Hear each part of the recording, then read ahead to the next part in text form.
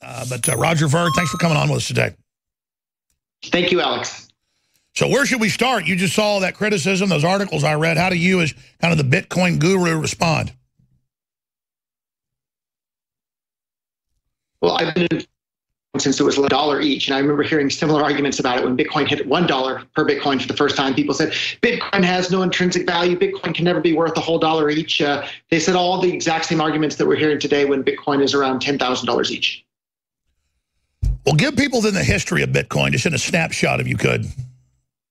Sure. So when I first heard about Bitcoin, I got incredibly excited about it. I knew that it was the first time history of humankind that thanks to this technology now anyone can send and receive any amount of money with anyone anywhere in the world instantly, basically for free, and there's nothing that anybody can do to stop it. And for me, that's incredibly exciting. I think people should have complete control over their own money, and they shouldn't be bossed around or told what they can and can't do with their own money. And Bitcoin was this tool for freedom for single person. That's why I got involved, and that's why I'm still here today, because I see it as a tool to empower the individual and strip power away from the governments and corporations and banks around the world. How many cryptocurrencies are there now that we know of? There's thousands, but there's only a few that are actually having utility at this point. So the ones that people are actually using on a wide scale would be Bitcoin Core, Bitcoin Cash, Ethereum, and maybe a couple of others out there. Those are the ones that have the most volume and the most traction, the most users around the world. And a lot of people get confused, like, why would any of these virtual currencies have any value at all? But the answer is simple. If it is useful, it will have a value. And so Bitcoin and Ethereum and a bunch of these other ones, they're incredibly useful. People are using them for payments all over the world, and the supply is limited. So of course they're going to ask more to use. Sure. Their value goes up over time, not down, because the supply is limited. We're going to go to break, try to fix your Skype a little bit. Most of it's coming across, but this is really important. Going back to our guest, I'm glad we're able to get the Bitcoin King, Roger Ver, Bitcoin.com. Roger, you're the expert. So just answer my layman, troglodyte, caveman questions. What is this revolution? If a month ago they said it was the biggest thing in the world, bigger than Goldman Sachs, where is it now after the attempts to plunge it? Because clearly the regulators are coming out saying they're going to try to kill it. I think that's what's caused the latest drop, and you would see that as an opportunity to buy more? Yeah, there's been all sorts of crazy stuff going on all over the world, but the biggest attack on Bitcoin seems to have been coming from apparently from within, but I think it's actually a bunch of people on the outside. So believe it or not, if you read the original Bitcoin white paper written by Satoshi Nakamoto, it says Bitcoin, an electronic peer-to-peer digital cash system. Pretty clearly it was meant to be used as cash, but you have a bunch of people now running around claiming that Bitcoin shouldn't be used as cash. It should just be a store of value, but that's a bunch of nonsense. So listen, won't that make it take on and work if it can be converted to cash or be seen as cash? Yeah, that's the entire point. So I've been involved in Bitcoin for over 7 years now. My entire goal from day one was to get as many people using it as cash around the world as quickly as possible. And the more people that are using it as money, the more difficult it'll be for governments to demonize or control or manipulate it or do bad things to it. And unfortunately, a group of people from within are openly hostile to the idea of using Bitcoin as cash. But luckily, Bitcoin is now split into two versions of Bitcoin. There's Bitcoin Core and Bitcoin Cash.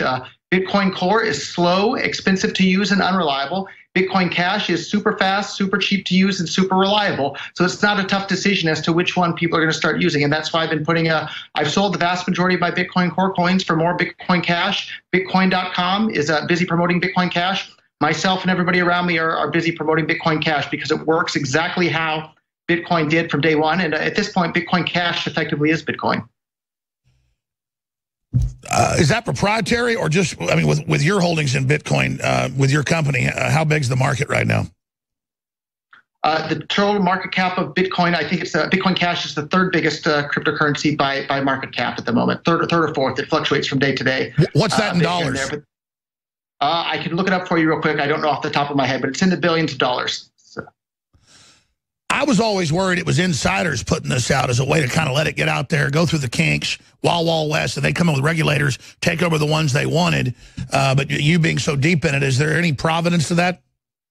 I think that's exactly what happened to Bitcoin Core at this point. The entire promise of Bitcoin from day one was to allow anyone anywhere in the world to transact financially with anyone else without having to get permission from anybody else. And there's your market caps for you where you can see everything. But Bitcoin Cash still has that promise of allowing anybody anywhere in the world to be able to transact with anyone basically for free, and nobody can stop it. Nobody can block your transaction. Nobody can freeze your account. Nobody can control it in any way.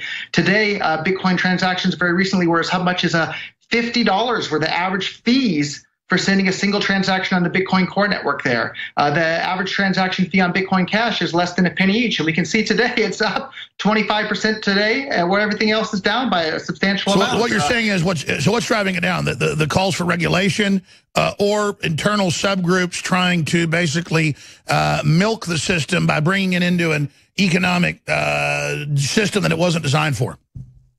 So if you wanted to destroy Bitcoin from the inside out, you would do the exact things that these Bitcoin Core people have done. They managed to get control of the major discussion platforms for Bitcoin, engage in massive censorship, delete anybody's post who's has a different opinion than their point of view, engaging in massive trolling on the internet, just personal attacks and non-arguments, just lots of name calling. They've driven away some of the most passionate people from the ecosystem. I was the first person in the entire world to translate the Bitcoin white paper into Japanese. Jihan Wu, the CEO of Bitmain, was the first person in the world to translate. Well, this is the white paper riveting into because I'm not even an expert on this, but I'm an expert on systems, and that's what happened with us, nationalist movements, you name it. And it's come out, too. They have these huge war rooms. I don't know about the company you're talking about, but sometimes thousands of people in office buildings with big boards up there commanding the attacks, running them, the bots. Then they claim the Russians are doing it. The Russians are in the Stone Age when it comes to stuff like this. And it's all big mega banks, big globalists. And what you're saying is that it appears that that's going on? That exact thing has been happening in Bitcoin, and they very clearly seem to have organized talking points where the trolls on Twitter and social media, from one day to the next, they switch from one talking point that they call Bitcoin Cash, Bcash is an attack. They try and say that I'm mentally ill.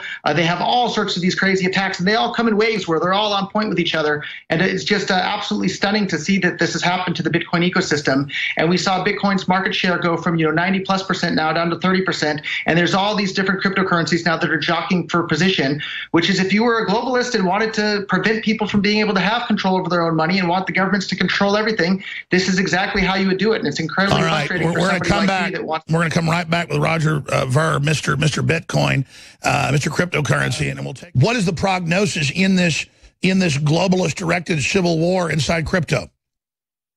The prognosis here is that people are going to have to pick the cryptocurrencies that are the most useful for them in their daily lives and start using them, and that's what we're seeing happen right now with Bitcoin Cash.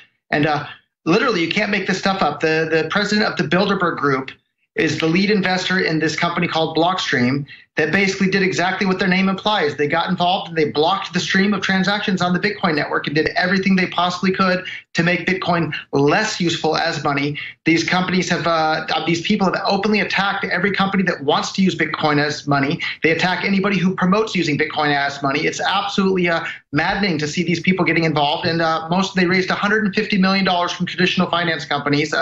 And most of it came from AXA and the head of the Bilderberg Group there. That's exactly who this money came from, and it's just maddening to anybody who thinks that Bitcoin should be usable as money. Well, I've noticed that globalists love to have a double meaning, like, we will stream you the block. We're the block stream. But really, we're blocking the stream. I've noticed they're obsessed with double meanings like that. And that seems to be exactly what we've had happen here with Bitcoin. They are openly hostile to people using it as money. You actually, if you just simply quote the title of the original Bitcoin white paper, they get angry and they say all sorts of crazy things like, no, Bitcoin was never meant to be used as money. Bitcoin can never scale on chain so people can use it. That's a pack of lies. Bitcoin was ready for the entire world to be able to use it. It could scale on chain to support that right there today, no problem at all. And yet these people are arguing against people having control over their own money. There's the title, Bitcoin, a peer-to-peer electronic cash system. And they mock Bitcoin Cash. They mock the idea of using Bitcoin as cash. But it's right there. Well, it's pretty obvious that it was meant to challenge the central banks, as the inventor said. So the Jedi mind trick of you're not wearing a blue shirt, Roger. Of course, you are wearing a blue shirt. I'm not wearing a mallard green shirt. Well, actually, I am. It's because, I mean, just as a layperson, on its face, that's how Bitcoin takes over, or a cryptocurrency. Whoever gets in first and becomes ubiquitously traded, then it's game over. That's been the goal from the beginning. That has been the goal from the beginning, but these disruptors have come in and disrupted the entire thing, and now people are figuring out, well, which currency should I use, and what's happening with this? Bitcoin used to be fast, cheap, and reliable, but now Bitcoin Core is super expensive, slow, and unreliable. And now we have this Bitcoin Are you saying I should come in after the break playing the Beastie Boys Sabotage? Hey, you absolutely should, Alex. All right. Very simply, Bitcoin Cash is usable as money. Bitcoin Core is not, and it's not by design of these people that managed to take over the project and drive away some of the best, most passionate people from the project. And all the early Bitcoin adopters that were so excited about the liberating technology this would become for the entire world, all of them have left the Bitcoin, or most of them have left the Bitcoin Core project at this point, and most of them are with Bitcoin Cash at this point, myself included. Gavin Andreessen, the person that Satoshi Nakamoto basically turned over the project to when he left, as well as a whole bunch of other early adopters of Bitcoin. Where do you predict this fight's going? I think because Bitcoin Core has succeeded in making Bitcoin Core not useful as money and not useful as payments, by the end of this year, Bitcoin Core will no longer be the top cryptocurrency. I think one or multiple other cryptocurrencies will supplant Bitcoin Core as top spot that it has today. And did I hear you right that your platform's up now because people don't like this? Well, I got involved in Bitcoin because I wanted to enable every single person on the planet to have 100% complete control of their own money. I started running Bitcoin.com, I believe, back in 2015 or 2016. And, we're quickly. Sure, I'm just saying on the day, everything else is down, but it looks like yours is up. Sure, and not just for the day. Bitcoin Cash has outperformed Bitcoin Core for the day, for the week, for the last month, for the last 3 months, and for the last 6 months. So Bitcoin Cash has outperformed Bitcoin pretty much on every time period. So that adds credence to the market doesn't like what they're doing, but they're doing it, I guess, to try to consolidate control of the market. Is that what you're saying? The market is, millions of people all over the world getting involved. So there's no one single player that I think is pulling the strings in all this. But for anybody that's looking for a currency that allows them to send and receive any amount of money with anyone, anywhere in the world instantly and without permission from anybody, Bitcoin Cash enables that. Bitcoin Core does not. Sure. Well, all I'm saying is that adds credence to what you're saying, that they're doing things that are driving down their own worth, but they're in a consolidation phase, and so that's how the globalists operate. Again, I don't know this group from Adam. I'm just trying as a layperson to understand it. And if you go back to the page that you had up there with all the different cryptocurrency market caps there, you'll see at the very top it says Bitcoin dominance at the very top of the screen, and it'll be around 30-something%, even above the list that you see there at the very top there.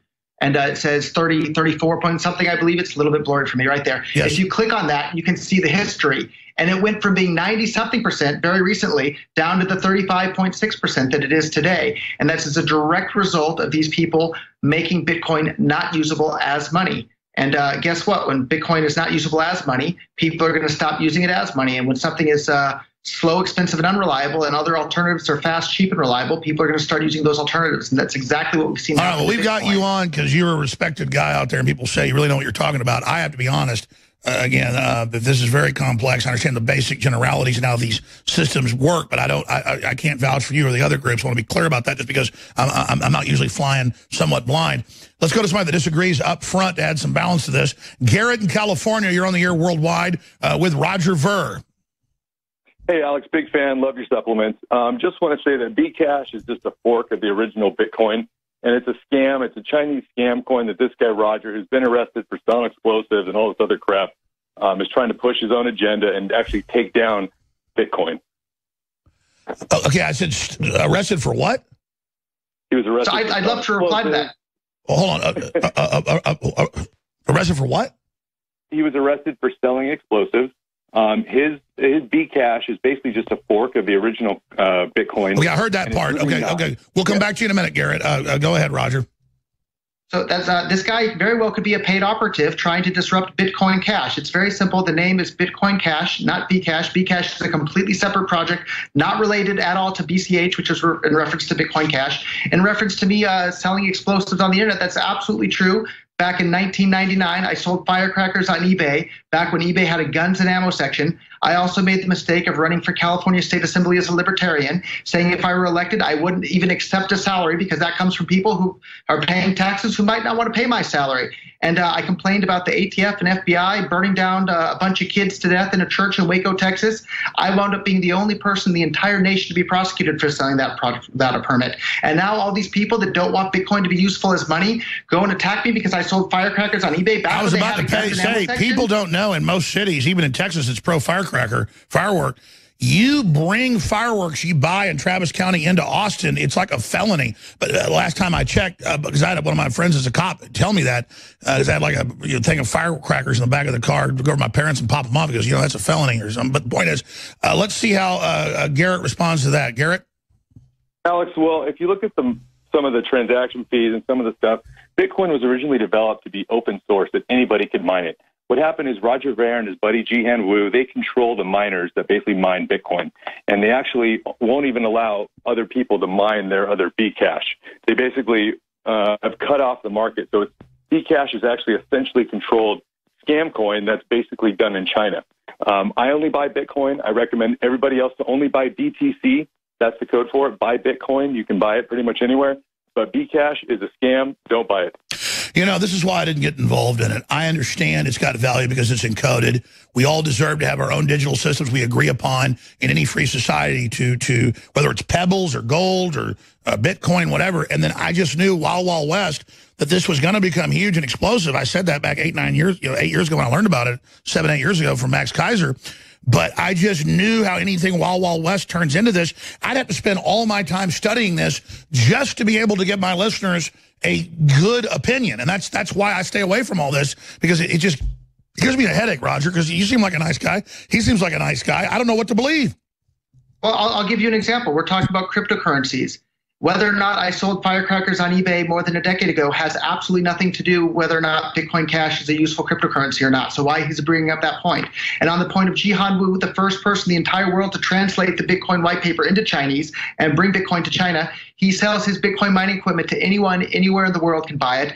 The biggest supporter of Bitcoin Core and the Blockstream group is a company called Bitfury, with offices literally on Pennsylvania Avenue in Washington, D.C. They employ a bunch of people that formerly worked at the White House.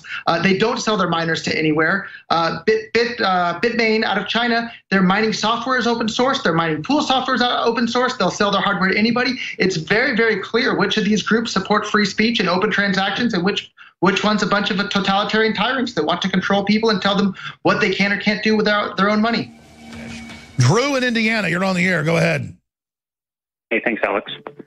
First, I want to say it's well known in the Bitcoin community that Roger Ver is a scammer, and this is his latest scam. Just hours before this interview, he manipulated the price of Bitcoin Cash up 25% just to push his narrative.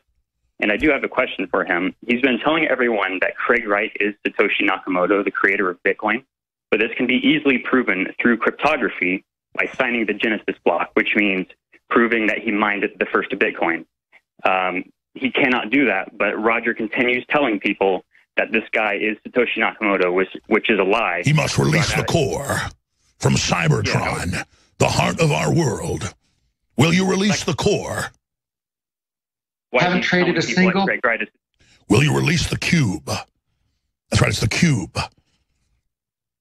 So are you Megatron? Roger Ver, are you Megatron? If so, prepare for battle. So I'm not Megatron. I haven't traded a single Bitcoin Core or Bitcoin Cash today. Of course, I'm pleasantly surprised that the price is up 25% today, but that isn't because of me, and I don't know who did it, but I think people understand Bitcoin Cash is useful as money.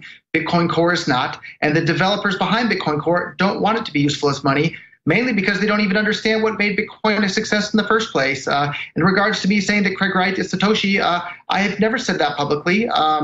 I have no idea if he's Satoshi or not, and whoever Satoshi is, wherever he is, he deserves to have absolute complete privacy because that's what he wants out of the world. And whether or not Craig Wright is Satoshi or not, the things that he is saying is spot on. They're exactly in line with what made Bitcoin successful. He has an incredibly deep understanding of economics and the reasons that became a success. Whether he's Satoshi or not, I think he is someone worth listening to. Okay. Here's my problem. See, I just want to know about Bitcoin and currency and the markets. This is why I always stay out of all this, and why as soon as I get one Bitcoin guest on, it's like boom, boom, boom, boom, boom, more, and then I'm going to be in the middle of all this. I don't know who. I know who the pseudonym or whatever, the Japanese guy, the nom de plume, whatever, or is it a real guy? That's a whole nother area of a soap opera that I don't have the brain space to be involved in with all these other big serious issues happening. So I'm glad we're having a debate, but this is why I stay out of Bitcoin. Good Lord. I mean, Drew, thank you for the call. But I will say this. I don't know Roger Ver. I know he's like one of the kingpins of Bitcoin. Seems like a smart guy. And then all these other guys pile in so quickly that don't like him. It makes my head spin. What's going on here, Roger? Maybe it's an orchestrated attack. Maybe there are a bunch of people that have been brainwashed by the previous orchestrated attack out there. Anybody with any common sense, you have two forms of Bitcoin. One is fast, cheap, and reliable. The other is slow, expensive, and unreliable. Sure, but do you see how it all devolved into that discussion instead about the general future about cryptocurrencies, and the establishment clearly is coming after it right now? Yeah, and I think this is exactly what the establishment would want, a bunch of infighting within Bitcoin so that the cryptocurrency ecosystem, so that people are busy fighting with each other rather than fending off a bunch of regulation and control by governments. And congratulations to the disruptors that you guys have succeeded in disrupting this incredibly liberating tool for the entire planet. But you've just slowed us down. You haven't stopped us. We're still going to enable every single human being. Well, I think the graph shows that. I mean, it goes up and down, but over time, it's going straight up. It is. It's more useful than dollars. It's more useful than euros. It's more useful than the Japanese yen, and there's a limited supply. You don't have these central banks that can print as many as they want at any time for any reason. The supply is limited by the laws of mathematics, not the promise of some politicians. And we all know how much we should trust the promise of a politician. Let's go to, let's see here, Stefan in Pennsylvania. Go ahead, Stefan. Thanks for calling. Hey, Alex, great to talk to you. I just have really one point to say. I'm kind of new with the whole Bitcoin phenomenon. I just recently started around this December to even purchase it. And one thing I do want to say, though, that I don't think anybody really noticed is on the 21st of December, Trump signed in that executive order targeting, serious human rights abusers and offenders, and since then, money laundering. Crackdown. Yeah, exactly. So, and if you actually look at the Bitcoin chart on Google, its highest peak was at around 17.7 on December, I believe, 22nd. It's literally the same time frame. So, from what it looks like to me, I mean, I know there's a lot of speculation that Bitcoin is used as like a dark currency for, underground transactions because of its anonymous, quality to, basically pass money from party to party without, Sure, but you're saying if you look at the graph from that date, Bitcoin starts going down right around that point. I would imagine a bunch of other underground currencies did as well. Yeah, exactly. So what I think is a lot of these people that are aware that this crackdown is about to happen, they're selling everything off and jumping ship, like how the Rothschilds are based. Did at the end of the Napoleonic Wars in 1815, yeah. Exactly. So I think that is one of the it might be a contributing factor. I'm not sure. I'm not an expert. I just wanted to kind of call in because I had this little... Out of the mouths of babes, brother. Yeah, I don't have my head down in the weeds on this. I'm kind of up here. Man, exactly is that I see it peaking and now this and all of it tied together. And I don't think Trump's targeted himself, but I think what he's done does go after stuff that is beneath the radar. But it's, not Bitcoin's fault that ISIS uses it, or, I mean, it's just, criminals are always going to use everything. We can't ban guns because criminals use it. Any comments on that, Roger? Yeah, the currency that's used by the most terrorists to do the most bad things around the world is the U.S. dollar. Yet we don't hear the politicians claiming we should ban the U.S. dollar. And if these terrorists start using Bitcoin instead of the U.S. dollar, that's a sign that Bitcoin is a better form of money than the U.S. dollar. So it shouldn't be something that we looked at negatively when people start using Bitcoin for bad things. That just means that it's a better form of money than the other alternatives out there. And at the end of the day, people should be able to use the best form of money that's available to them. Well, the first thing